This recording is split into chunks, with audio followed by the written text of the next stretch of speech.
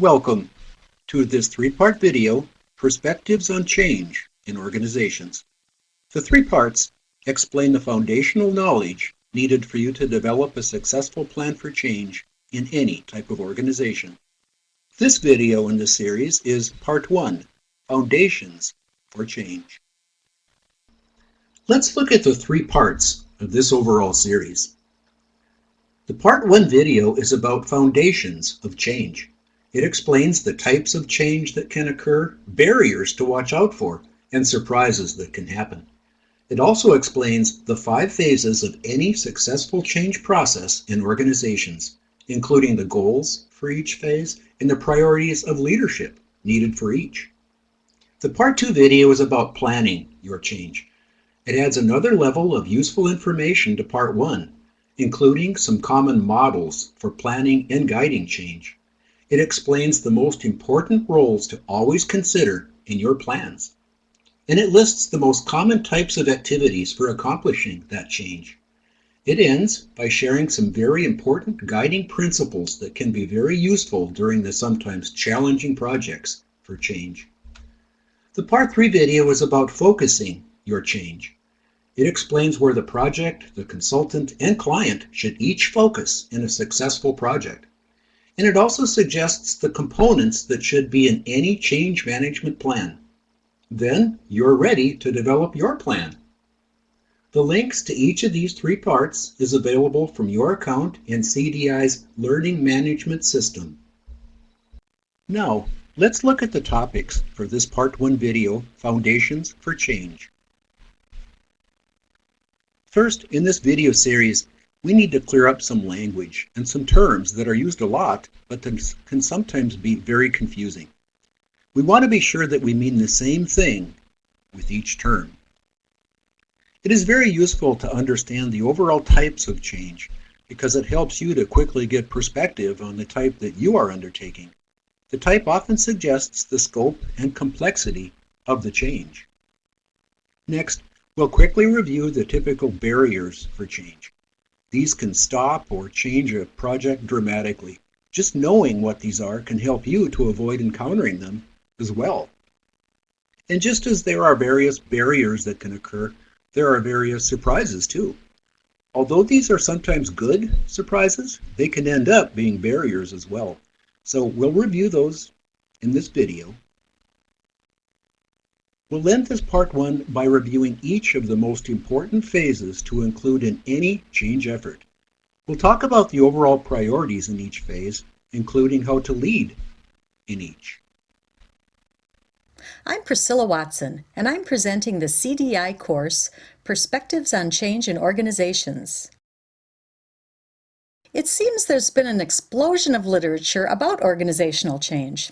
It ranges from highly philosophical and anecdotal to detailed and research-based. This literature is written by researchers, writers, educators, and practitioners. So it's useful to put this video in perspective. Like the other CDI courses, the focus of this course is on the foundational knowledge needed by consultants to plan and guide change in any organization.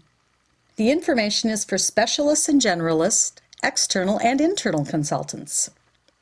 This knowledge is useful as it applies to different roles in consulting. For example, the advisor, coach, facilitator, trainer, or mentor. That includes those who facilitate board development and strategic planning. Board members and strategic planners especially need to understand the nature of change in organizations, including the best practices in designing and implementing that change. You can evolve this knowledge into new skills and abilities by taking CDI's program on organizational consulting. There's a program for working with for-profits and nonprofits. See the website at consultantsdevelopmentinstitute.org for more information. When a topic like change becomes so very prominent, it often takes on many different interpretations and meanings. We'll define some phrases used in this video. First, let's define the phrase organizational change. This phrase refers to the overall nature of activities to enhance performance in an organization. The activities are often led by a change agent or a person currently responsible to guide the overall change effort. The activities are often, but not always, conducted during a one-time project that is geared to address a current problem or goal in the organization.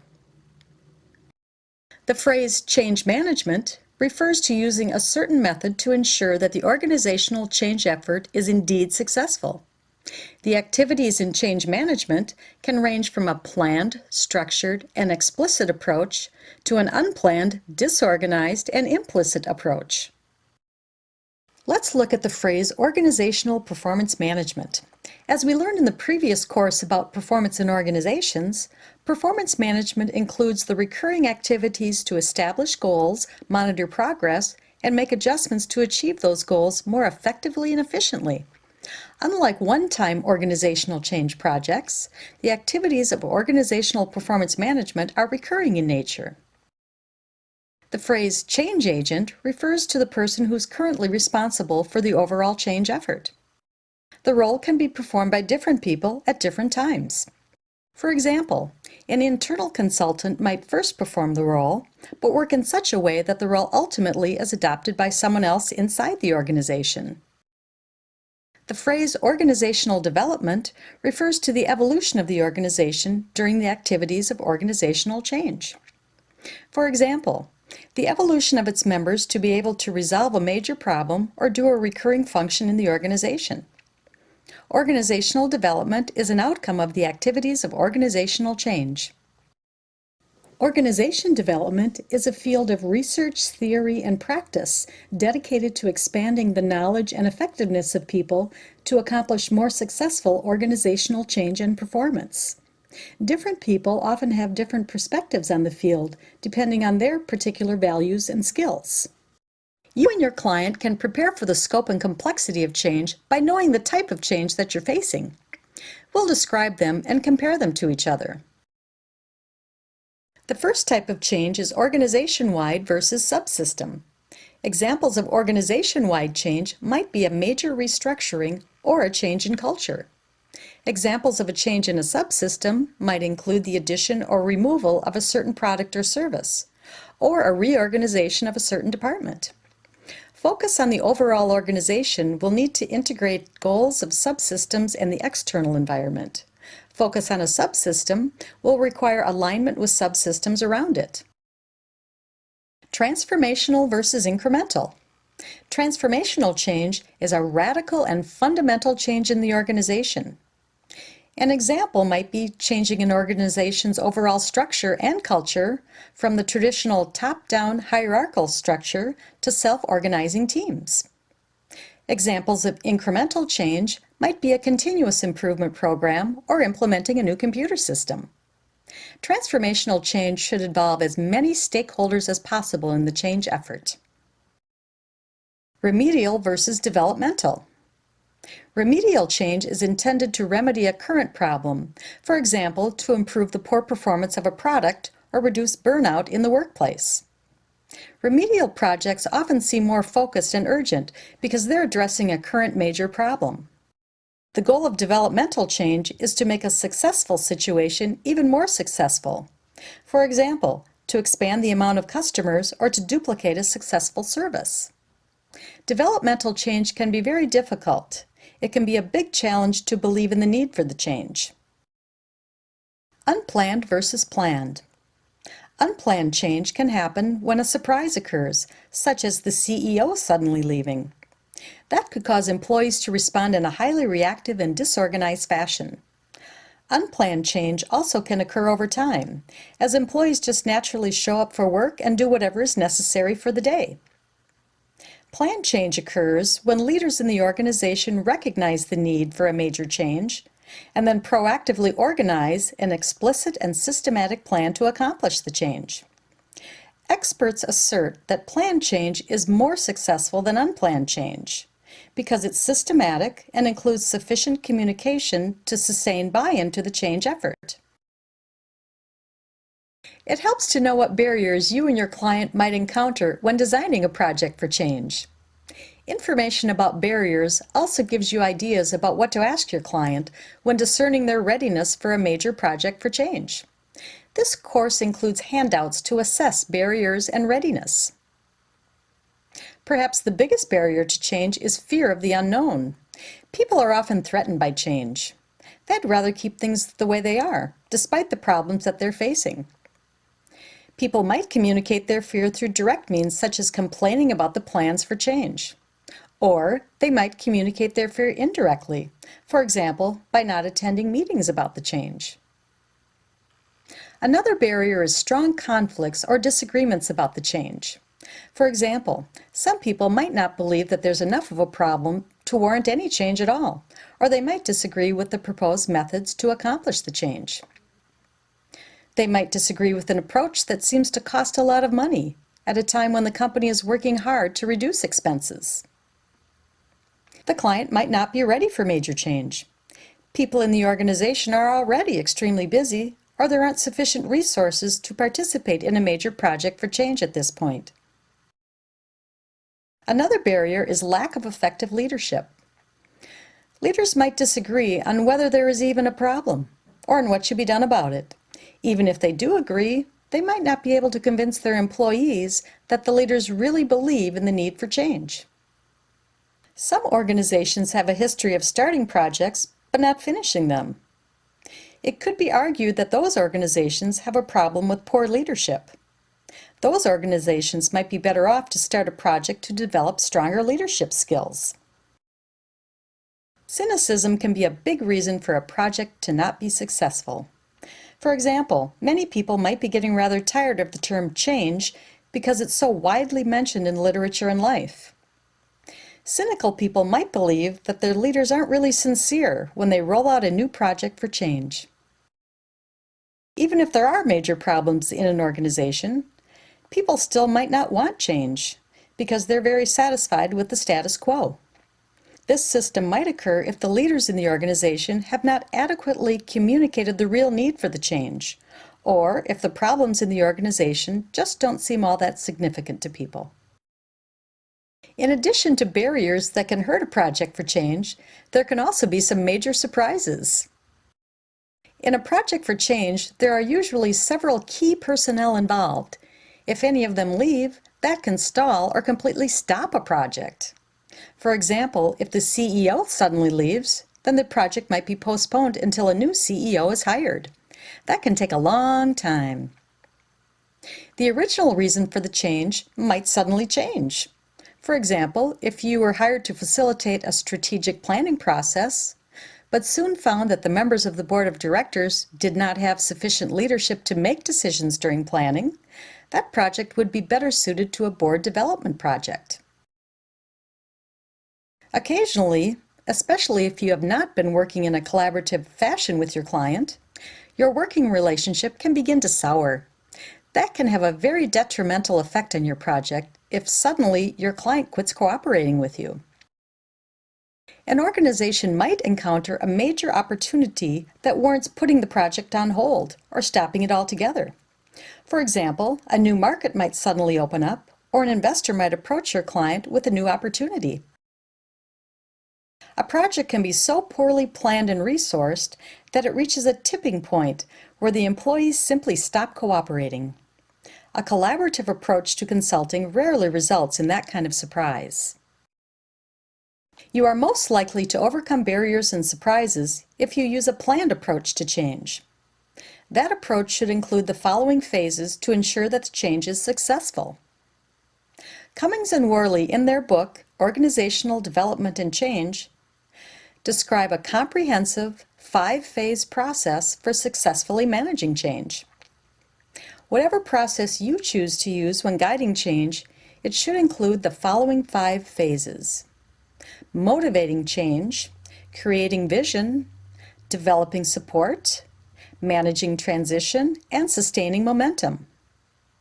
You might recognize that these phases for change are somewhat similar to the phases in the collaborative consulting process that we described in an earlier CDI course.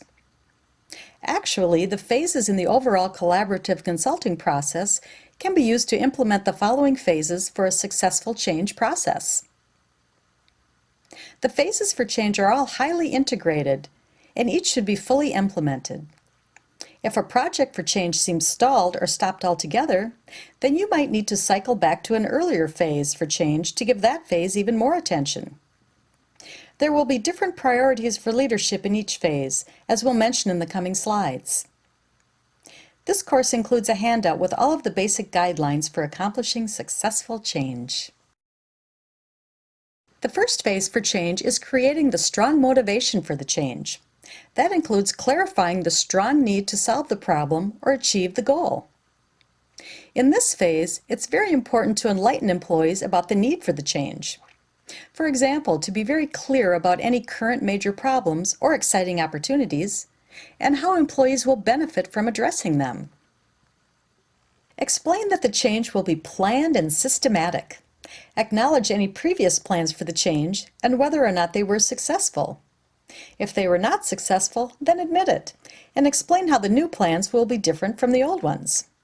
Don't simply ignore what happened in the past. Be authentic with employees. Stress that your plans will be relevant and realistic. Don't exaggerate your plans and their intended results in an attempt to somehow energize your people. Employees are likely to see through that kind of overblown approach, and if the project does not soon reach those kinds of exhilarating proportions, they might become very disappointed and cynical, and even quit cooperating.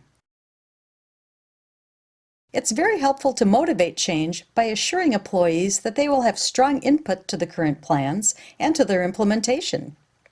People naturally have a fear of the unknown, so help them to know what is going on and why, and what is expected of them. In this phase, leaders should show strong, visible support for the change. They should share the benefits of the change with employees and explain what they're doing to support the project, such as obtaining sufficient resources and allocating funds. Leaders should also convey clear expectations, assigning responsibilities to certain personnel, along with the results that personnel are expected to achieve by certain deadlines. The second phase for change is about creating a vision for clarity and purpose, and also for inspiration and motivation. Be sure that your client is very involved in this phase. The vision is most powerful if it involves the input of as many stakeholders as possible, especially those who will be responsible for achieving the vision. Visions that are simply imposed upon people are not nearly as powerful as those that represent the participation and ownership of everyone involved.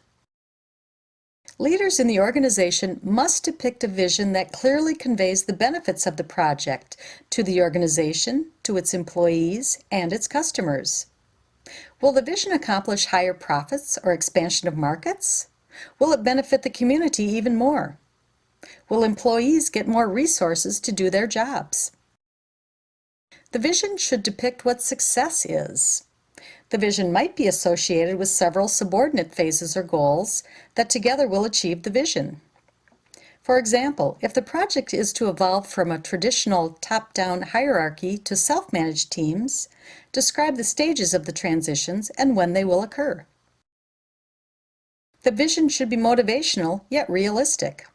For example, it's useful to depict a grand vision that might be years out, along with a realistic strategic vision that describes what the organization will look like in the near future, right after the plan for change has been implemented. Be sure that the vision is focused on changes in strategies and structures, not just on changing people. Organizations must continually adapt to a changing world, and that means changes in strategy. Changes in strategy must be supported by structures, plans, and policies, not only changes to people. In this phase, leaders should ensure all members of the organization feel that they have input to the vision. Without their understanding, commitment, and participation, it's very difficult to achieve any vision. Leaders should also ensure that people feel that the change is relevant, that it's not just change for the sake of change. They should feel that the organization and its changes are being realistic. The third phase is developing political support for the change. If this phase is overlooked, it can prevent an intended change from ever occurring. Again, your client should be very involved in this phase. Ask your client, are all of the necessary power players involved in developing the vision? Will they support it? Explain that the power players have power by virtue of the respect and influence that they have in the workplace. They have the most influence in convincing people of the need for the project and in getting the resources that it needs to succeed. Any change effort must conform to the culture of the organization. It's extremely important that the nature of the project be suitable to the current culture of the organization, even if the project is intended to cultivate a different culture later on. If it isn't suitable, then it won't be accepted. Understand the current culture. For example, do people highly value getting things done? If so, build in quick successes to the plan for change. Do they highly value relationships? If so, then have even more communications and meetings about the plans and the implementation of those plans. Celebrate accomplishments in the project.